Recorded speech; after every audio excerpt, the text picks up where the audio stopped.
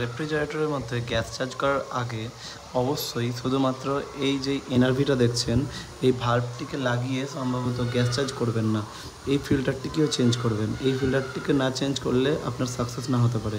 তো এই ফিল্টারটিকে চেঞ্জ করার পরে এটাকে ঝাল করে নেওয়ার পরে এটাকে চেঞ্জ করার পরে ঠিক এখানে এটা দেখছেন এই যে কন্ডেন্সার থেকে লাইনটি আসছে, তো এটাকে একটু প্রেসার করবেন এবং এখানে দেখবেন যে অ্যাম্পিয়ার কীরকম বাড়ছে।